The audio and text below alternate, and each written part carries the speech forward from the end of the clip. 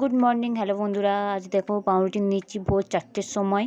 আর যে পাউরুটিওয়ালারা আসে তিনিদের কাছ থেকে এসে গেছি রোডেতে। আর রোডেতে আমরা 4 জনে অপেক্ষা করছি বাসের জন্য।